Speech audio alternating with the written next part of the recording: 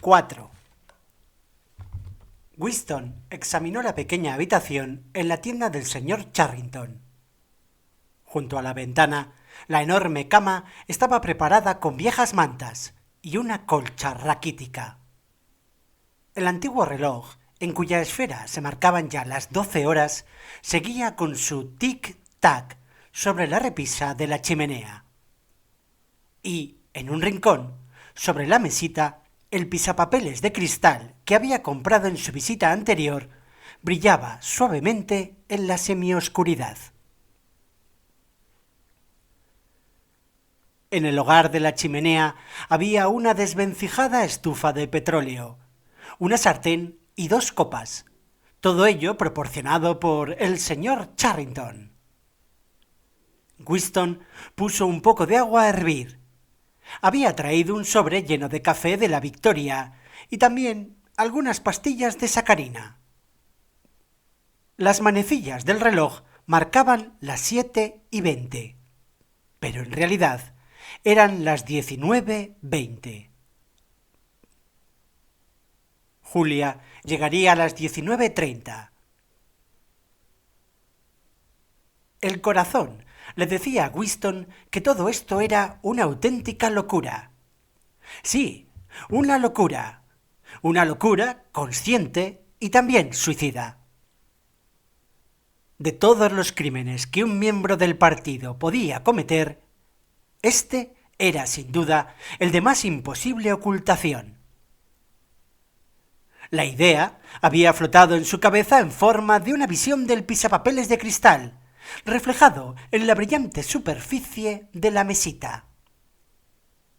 Como él lo había previsto, el señor Charrington no opuso ninguna dificultad para alquilarle la habitación. Se alegraba, por lo visto, de los dólares que aquello le iba a proporcionar. Y tampoco parecía ofenderse ni inclinado a hacer preguntas indiscretas, al quedar bien claro que Winston deseaba la habitación para un asunto amoroso. Al contrario, se mantenía siempre a una discreta distancia, y con un aire tan delicado que daba la impresión de haberse hecho invisible en parte. Decía que la intimidad era una cosa de valor inapreciable, que todo el mundo necesitaba un sitio donde poder estar solo de vez en cuando, y que una vez que lo hubiera logrado, era de elemental cortesía en cualquier otra persona que conociera ese refugio no contárselo a nadie.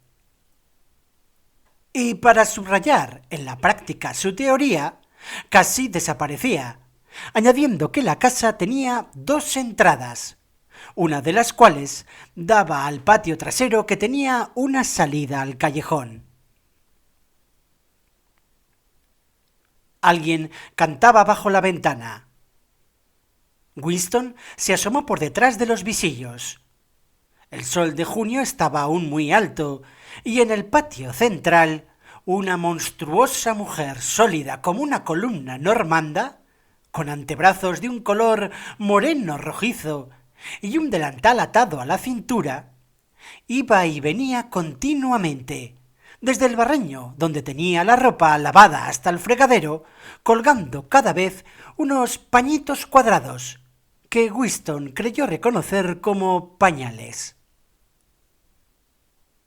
Cuando la boca de la mujer no estaba impedida por pinzas para atender, cantaba con una poderosa voz de contralto. Era solo una ilusión sin esperanza, que pasó como un día de abril. Pero aquella mirada, aquella palabra y los ensueños que despertaron me robaron el corazón.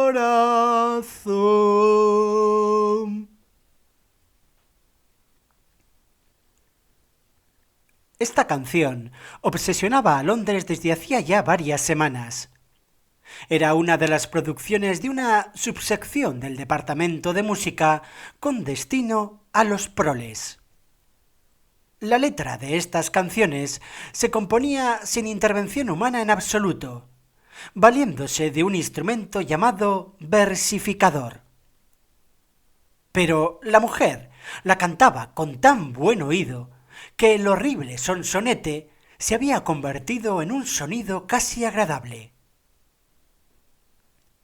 Winston oía la voz de la mujer, el ruido de sus zapatos sobre el empedrado del patio, los gritos de los niños en la calle y a cierta distancia, muy débilmente, el zumbido del tráfico. Y, sin embargo, esa habitación parecía impresionantemente silenciosa gracias a la ausencia de una telepantalla.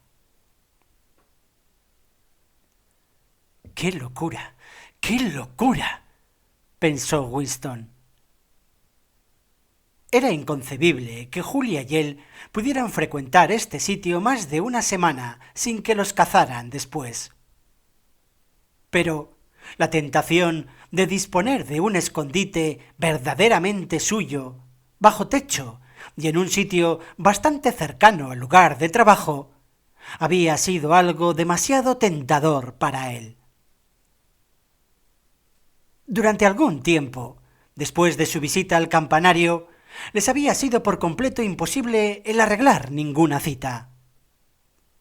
Las horas de trabajo habían aumentado de manera implacable en preparación de la llamada Semana del Odio.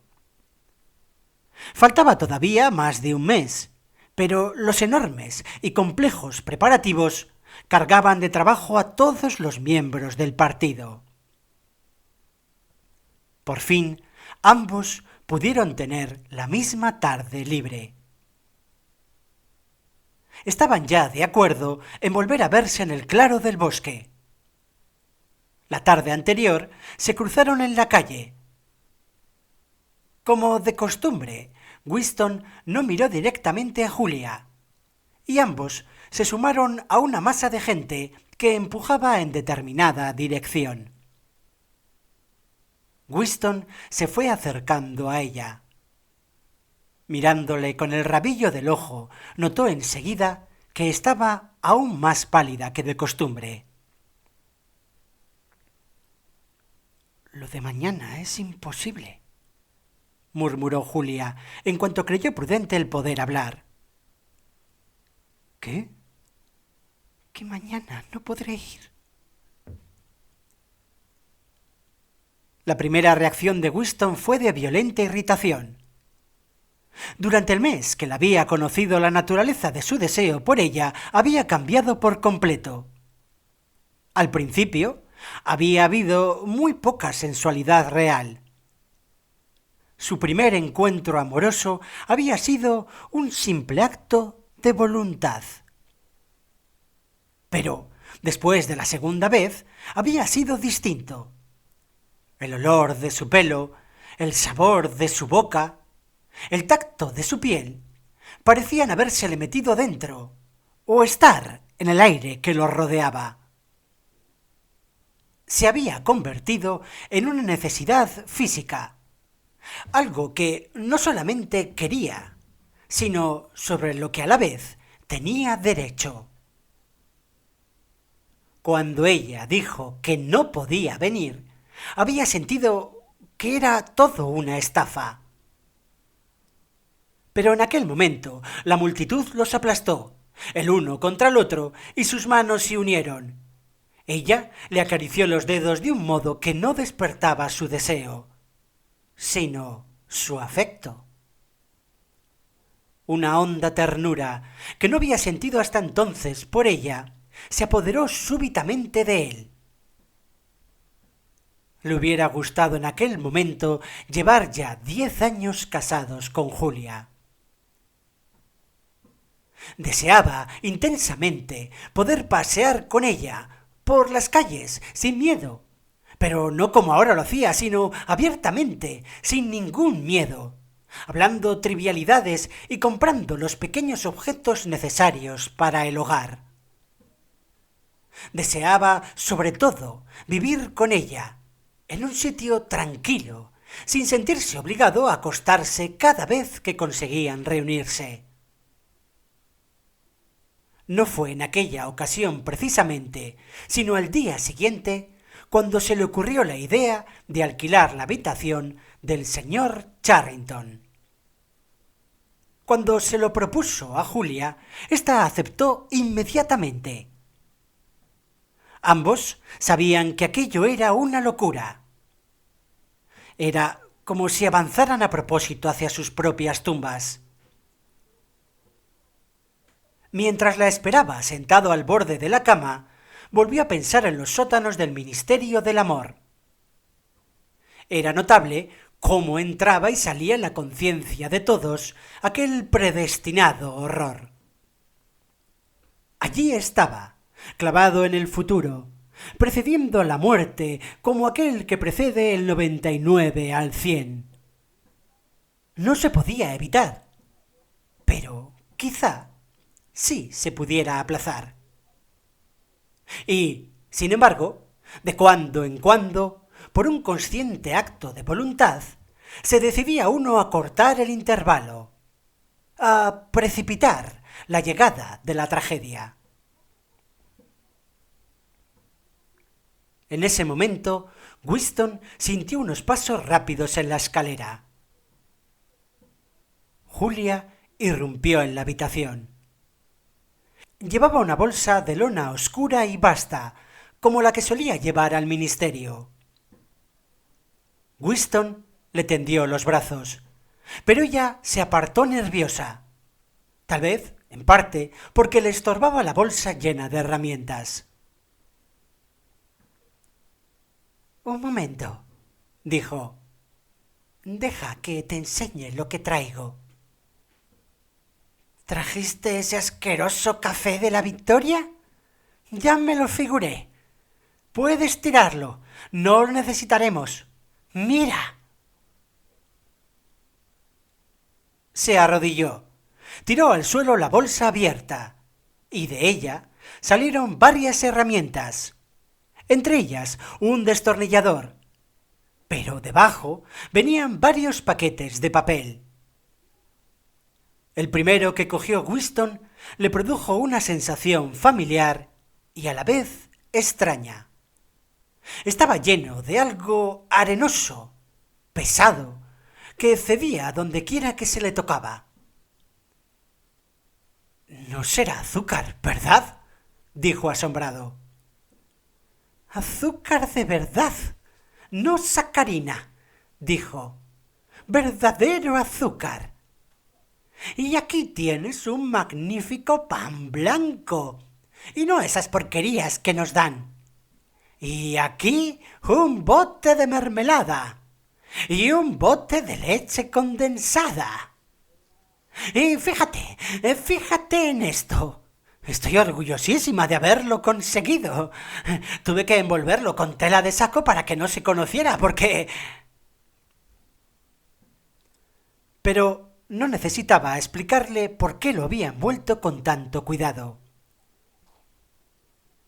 El aroma que despedía aquello llenaba toda la habitación. Un olor exquisito que parecía emanado de su primera infancia.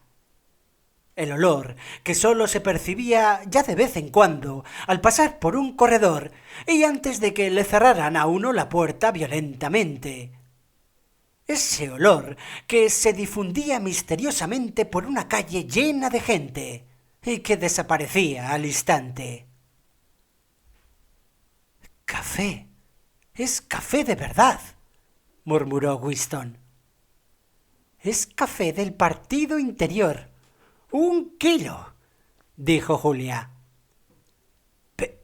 «Pero ¿cómo te las has arreglado para conseguir todo esto?». «Ah, son provisiones del partido interior. Esos cerdos no se privan de nada. Pero, claro está, los camareros, las criadas y la gente que lo rodea cogen también cosas de vez en cuando. Mira, también te traigo algo más, un paquetito de té. Winston se había sentado junto a ella en el suelo. Abrió un poco del paquete y lo olió. ¡Ah! ¡Qué maravilla! ¡Es té auténtico! Sí, últimamente ha habido mucho té. Yo creo que han conquistado la India o algo así, dijo Julia vagamente. Pero escucha, querido. Quiero que te vuelvas de espalda unos minutos. Siéntate allí, en el lado de la cama, y no te acerques demasiado a la ventana. Y no te vuelvas hasta que yo te lo diga. Vale, de acuerdo. Winston la obedeció y se puso a mirar abstraído por los visillos de muselina. Abajo, en el patio, la mujer de los rojos antebrazos seguía yendo y viniendo entre el lavadero y el tendedero. Se quitó 2 pinzas más de la boca y cantó con mucho sentimiento una versión distinta. Dicen que el tiempo lo cura todo. Dicen que siempre se olvida, pero las sonrisas y las lágrimas a lo largo de los años me retuercen mi corazón.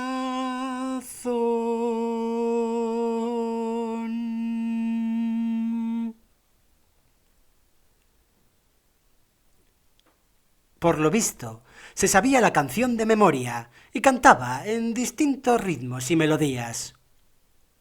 Su voz subía a la habitación en el cálido aire estival, bastante armoniosa y cargada de una especie de feliz melancolía cada vez. Se tenía la sensación de que esa mujer habría sido perfectamente feliz si la tarde de junio no hubiera terminado nunca y la ropa lavada para tender no se hubiera agotado.